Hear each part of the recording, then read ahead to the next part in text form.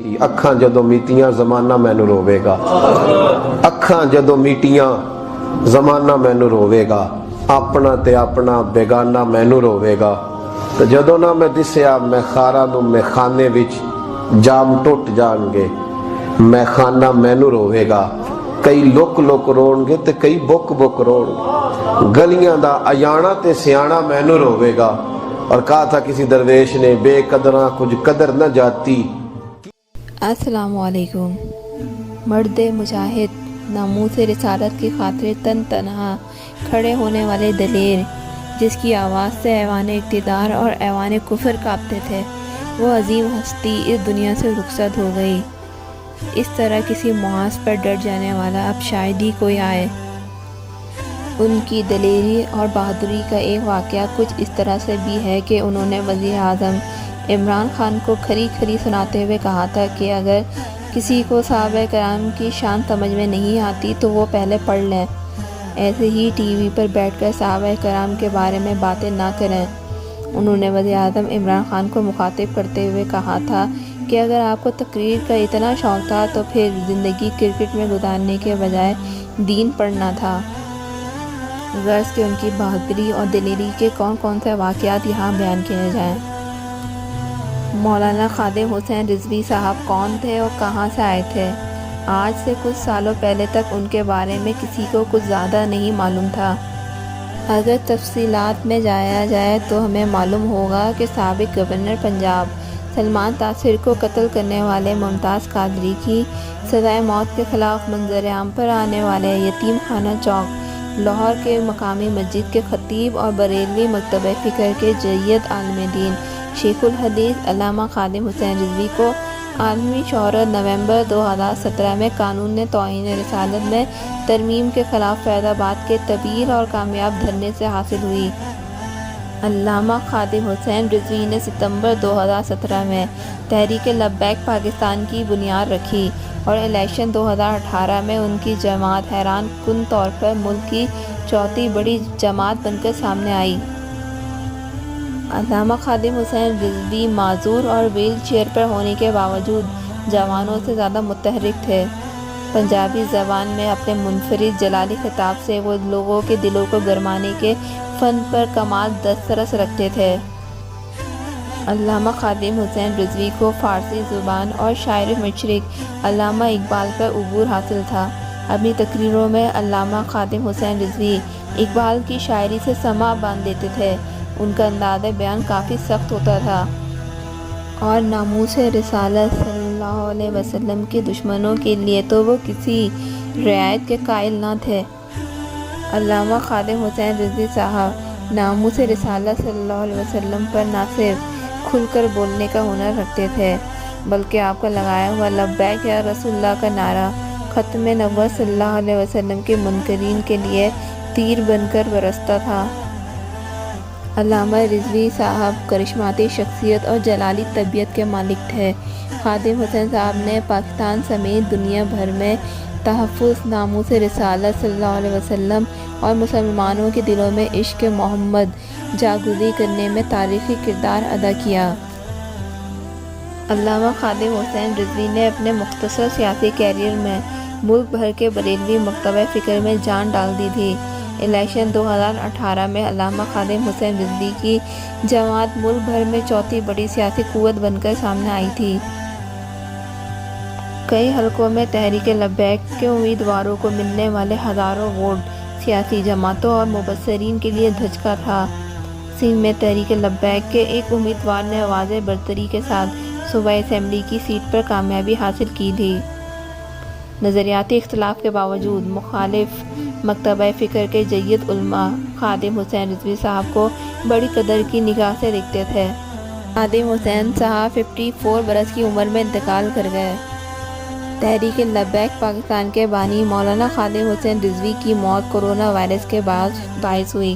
اس بات کا انکشاف ان کے قریبی ذرائع نے کیا ہے۔ بتایا گیا ہے کہ 55 سالہ مذہبی رہنما کئی دنوں سے بخار اور زکام میں مبتلا تھے۔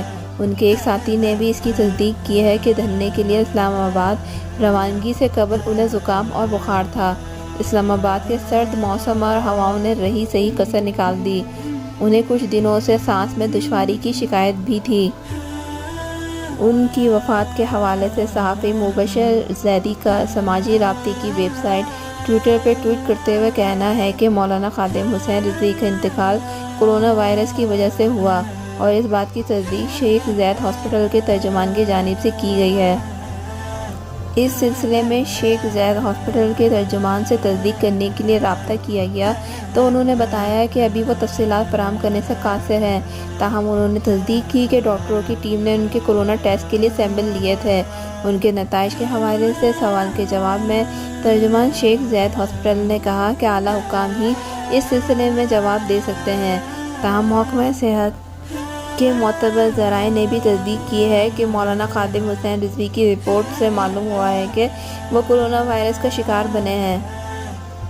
شیخ زاید ہاسپٹل کے ایم ایس ڈاکٹر اکبر حسین نے برطانوی نشریاتی ادارے کو بتایا کہ رات 8:48 پر خادم حسین رضوی کو جب ہاسپٹل کے ایمرجنسی وارڈ میں لایا گیا تو وہ انتقال کر چکے تھے۔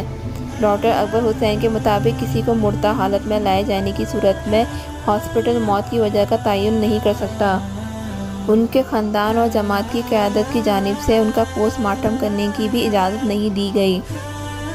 ڈاکٹر اکبر حسین نے کہا کہ اگر ان کا پوسٹ مارٹم کرنے کی اجازت دی جاتی تو موت کی درست وجوہات کا تعین کیا جا سکتا تھا۔ یاد رہے کہ خادم حسین رضوی 22 جون 1966 کو پنجاب کے ضلع اٹک میں نکاتود میں اجی لال خان کے ہاں پیدا ہوئے، جبکہ انہوں نے اپنی ابتدائی زندگی کے بارے میں اپنے قریبی لوگوں کو بھی زیادہ نہیں بتایا۔ انہوں نے جہلم مدینہ کے مدارس دینیہ سے حفظ و تجوید کی تعلیم حاصل کی، جس کے بعد لاہور میں جامعہ نظامیہ رضویہ سے درس نظامی کی تکمیل کی۔ علامہ خادم حسین رضوی حافظ قرآن اور شیخ الحدیث تھے اور لاہور میں داتا دربار کے قریب پیر مکی مسجد میں نماز جمعہ کی امامت کرتے تھے۔ وہ 2006 میں گجرانوالے کے قریب ایک حادثے کا شکار ہوئے تھے، جس کے بعد سے ویل چیئر پہ ہی تھے وہ۔ یاد رہے کہ فرانس میں حکومتی سرپرستی میں گستاخانہ خاکوں کے خلاف فیض آباد انٹرچینج پر احتجاج کے بعد 5 روز قبل ہی خادم رضوی صاحب کی قیادت میں TLP نے حکومت سے مذاکرات کیے تھے۔ معاہدے پر حکومت کی جانب سے وزیر داخلہ بریگیڈیئر اعجاز شاہ، وزیر مذہبی امور نور الحق قادری اور کمشنر اسلام آباد عامر احمد اور تحریک لبیک کی جانب سے امیر KPK ڈاکٹر محمد شفیق، امیر شمالی پنجاب عنایت الحق شاہ اور ناظم اعلیٰ شمال پنجاب علامہ غلام عباس فیضی نے دستخط کیے تھے۔ معاہدے کے بعد حکومت نے تحریک لبیک کو یقین دہانی کرائی کہ فرانس کے سفیر کو 2 سے 3 ماہ کے اندر ملک بدر کر دیا جائے گا۔ فرانس میں پاکستان کا سفیر تعینات نہیں ہوگا۔ تمام فرانسیسی مصنوعات کا سرکاری سطح پر بائیکاٹ کیا جائے گا۔ تحریک لبیک کے گرفتار کارکنان کو فوری رہا کر دیا جائے گا۔ بعد ازاں اس مارچ کے شرکاء پر کوئی مقدمہ قائم نہیں کیا جائے گا۔ ان کی خدمات اور شخصیت پر تبصرہ کرتے ہوئے سینئر صحافی و تجزیہ کار اوریا مقبول جان نے کہا ہے کہ علامہ خادم حسین رضوی کے انتقال سے جو خلا پیدا ہوا ہے وہ خلا کبھی پر نہیں ہو سکے گا۔ اس کی وجہ ان کی لیڈرشپ ہے۔ جس طرح خادم حسین رضوی نے لوگوں کو دیوانہ بنایا، انہیں اکٹھا کیا، وہ خود تو چلے گئے لیکن جاتے جاتے جس طرح انہوں نے لوگوں کے دلوں میں عشق رسول پیدا کیا، جس طرح انہوں نے لوگوں کے دلوں میں اقبال کی محبت پیدا کی، ایسا میں نے اپنی 65 سالہ زندگی میں اس سطح پر کسی اور لیڈرشپ کو دکھاتے ہوئے نہیں دیکھا۔ اوریا مقبول جان نے کہا ہے کہ ایسا شخص اب دور دور تک نظر نہیں آتا۔ ہماری نظر میں ان کا کوئی نیم البدل نہیں ہے۔ انہوں نے کہا کہ میں نے ان کی سختی صرف محبت رسول صلی اللہ علیہ وسلم کے معاملے میں دیکھی۔ میری ان سے آخری ملاقات آج سے کچھ عرصہ قبل ہوئی تھی۔ ان کے پاس دنیا بھر سے لوگ آتے تھے اور وہ معذوری کے باوجود رات گئے بیٹھے رہتے تھے اور لوگوں سے ملاقاتیں کرتے رہتے تھے۔ میری ان سے آخری بات کچھ دن قبل ہوئی جب وہ اسلام آباد سے واپس آئے تھے۔ انہوں نے بتایا کہ میری طبیعت سخت خراب ہے۔ اسلام آباد میں کارکنان پر ہونے والی آنسو گیس اور لاٹھی چارج پر وہ دکھی تھے، کیونکہ وہ دھرنا کرنے نہیں بلکہ ایک جلوس اور ریلی نکالنے گئے تھے جو خاکوں کے حوالے سے تھی۔ ایسی ریلی پر بھی پتھراؤ ہونا ان کے لیے رنج کا باعث تھا۔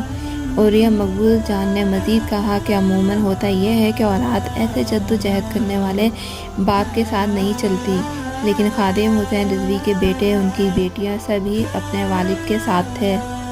انہوں نے 1.5 مرلے کے گھر میں اپنی پوری زندگی گزار دی، نہ ان کا کوئی بنگلہ تھا نہ کوئی گاڑی تھی۔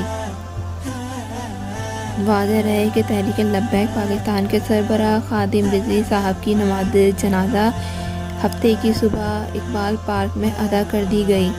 ملک بھر سے لاکھوں افراد نے نماز جنازہ میں شرکت کی۔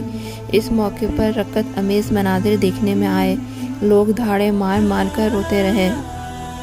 خادم حسین صاحب کے جنازے کے حوالے سے لاہور کے شہریوں نے اس جنازے کو لاہور کی تاریخ کا سب سے بڑا جنازہ قرار دے دیا ہے۔ علامہ خادم حسین رضوی مرحوم کے نماز جنازہ نے شہر کے تمام بڑے نماز جنازوں کا ریکارڈ بھی توڑ دیا ہے۔ میرے جنازے میں رونے والوں، فریب میں ہو بغور دیکھو، مرا نہیں ہوں غم نبی۔ میری آخری بات تواڈے سامنے سارے دے سامنے میری ایک آرزو ہے، اتنی حضور نال محبت ضرور کر کے جانا کہ جب روح میرے پیراہن خاکی سے نکلی تو روزے سے آواز آئی، او میرا فقیر آیا۔ میری تواڈے نال ایک آرزو ہے، جدو قبر وچ فرشتے پوچھن تو میرے آقا خود فرما دیں، جانے دو یہ اپنے ہی ہے، اور ساڈا کوئی مقصد نہیں، نہ اسی تواڈے کو کچھ لینا ہے نہ اسی تانوں کچھ دینا ہے۔